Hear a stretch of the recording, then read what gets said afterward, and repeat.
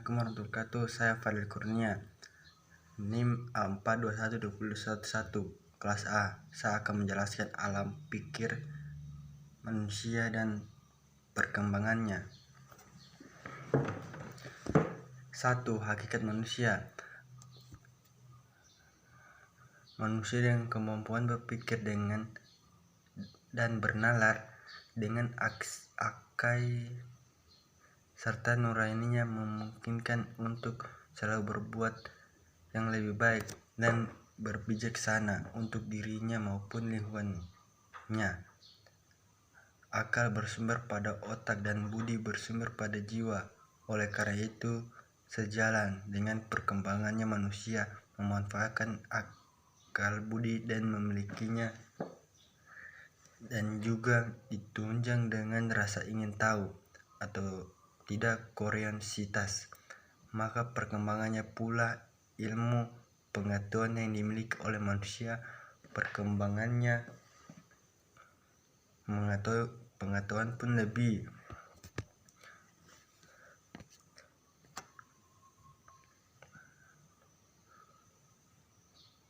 Perkembangan lagi manakala diunjang dengan adanya tukar menular informasi antar manusia. Manusia sebagai makhluk yang memiliki kelebihan dibandingkan dengan penghuni bumi lainnya. Beberapa kelebihan manusia daripada makhluk lainnya antara lain: A. Manusia sebagai makhluk berpikir dan bijaksana (Homo sapiens) dan dicerminkan dalam tindakan dan perilaku terhadap lingkungannya. B.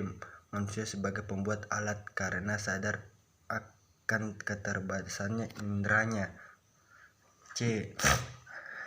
Manusia dapat berbicara (Homo languens) baik secara lisan maupun tulisan. D. Manusia dapat hidup bermasyarakat atau Homo socius dan berbudaya atau Homo humanis. E. Manusia dapat mengadakan usaha atau Homo economicus. F. Manusia mempunyai kepercayaan beragama atau tidak, Homo religious. 2. Sifat keingintahuan manusia. Binatang mempunyai insting untuk kelangsungan hidupnya, memperoleh makanan, serta hal-hal lainnya. Akibat tersebut tidak berubah dari waktu ke waktu, dinyatakan sebagai rasa keingintahuan yang tidak berkembang atas biasa disebut ide curiosity. Sedangkan manusia menggunakan kemampuan otaknya untuk melakukan penalaran, pemikiran logis dan analisis. Oleh karena itu, manusia memiliki rasa ingin tahu yang selalu berkembang yang bisa disebut dengan curiosity. Secara sederhana, perkembangan rasa ingin tahu dimulai dengan pertanyaan what, apa tentang sesuatu, kemudian dilanjutkan dengan how, bagaimana, kemudian why, mengapa. Pengetahuan yang diperoleh dari alam semesta ini selanjutnya merupakan dasar dari perkembangan ilmu pengetahuan alam. Semua pengetahuan dapat diturunkan dari satu generasi ke generasi selanjutnya. Ilmu ini terus berkembang sejalan dengan sifat manusia yang selalu ingin tahu, terutama tentang benda yang ada di sekelilingnya. Manusia dengan rasa keingintahuannya yang besar selalu berusaha mencari jawaban atas fenomena yang terjadi. Seringkali mereka menerka-nerka sendiri jawabannya. Terkadang jawaban itu tidak logis namun mudah diterima oleh masyarakat awam. Misalnya, mengapa ada pelangi? Kemudian mereka memuat jawaban, pelangi adalah selendang bidadari, atau mengapa gunung meletus? Jawaban karena yang berkuasa marah.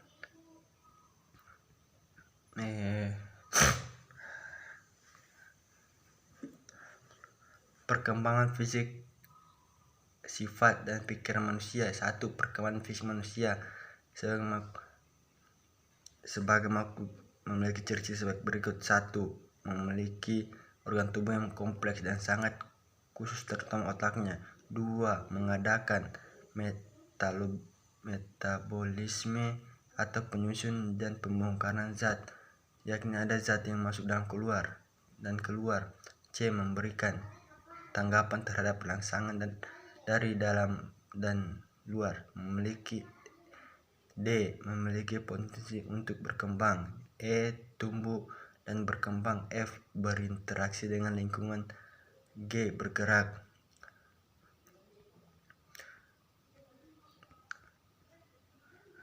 2.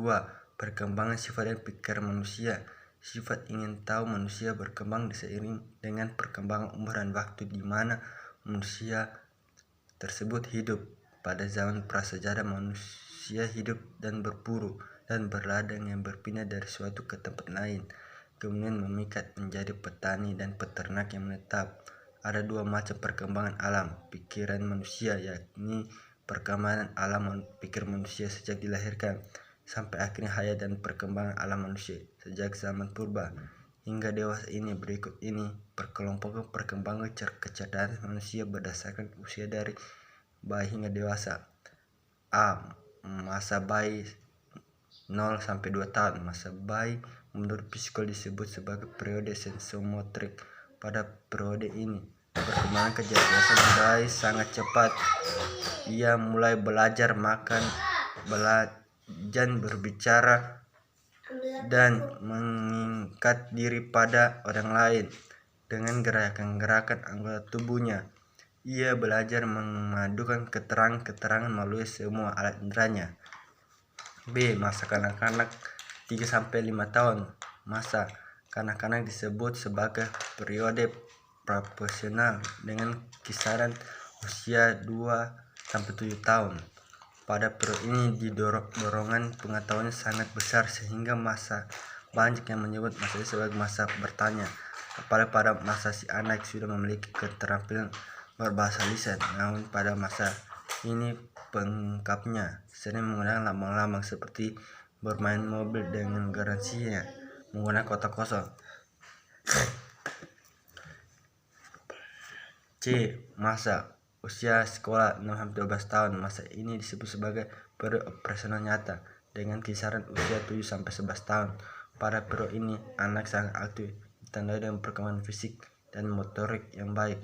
Para ahli psikologi menyebut juga masa ini sebagai masa tenang karena proses perkembangan emosional si anak telah mendapatkan kepuasan maksimal sesuai dengan kemampuan individu. Perolehan pengetahuan masih dengan induksi atau pengamatan dan percobaan, walau sudah dimulai dengan menggunakan penilaian dan logika.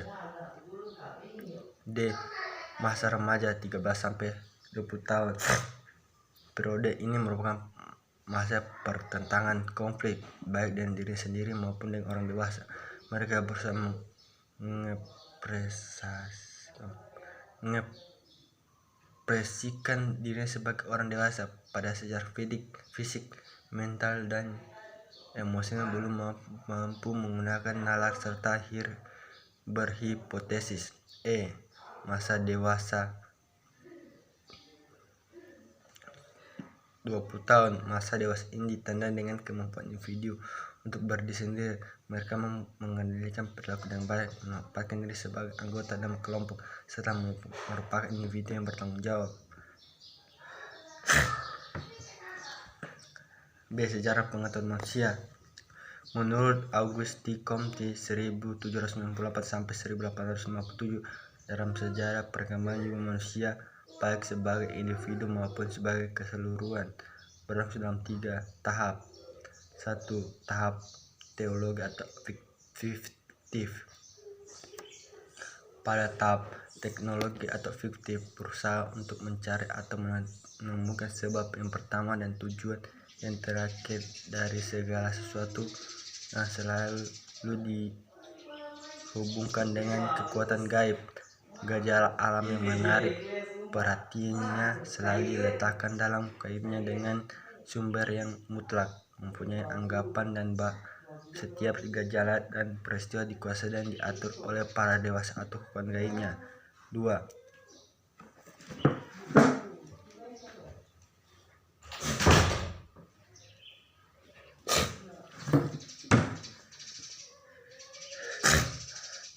2. Tahap filsafat atau fisik atau abstrak. Tahap metafisika atau abstrak merupakan tahap di mana manusia masih tetap mencari sebab utama dan tujuan akhir, tetapi manusia tidak menyadarkan diri kepada kepercayaan akan adanya kekuatan gaib, melainkan pada akalnya sendiri. Akal telah mampu melakukan abstrak guna menemukan hakikat segala sesuatu. 3. Tahap positif atau ilmiah iri. Tahap positif ini merupakan tahap di mana manusia telah mampu berpikir secara positif atau logis atas dasar pengetahuan yang dikembangkan secara positif melalui pengamatan, percobaan, dan perbandingan.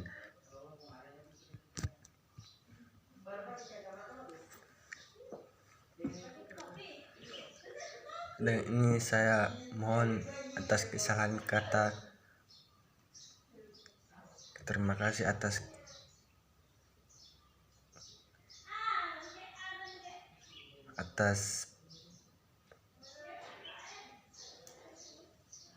presentasiku. Sekian dan terima kasih. Assalamualaikum warahmatullahi wabarakatuh.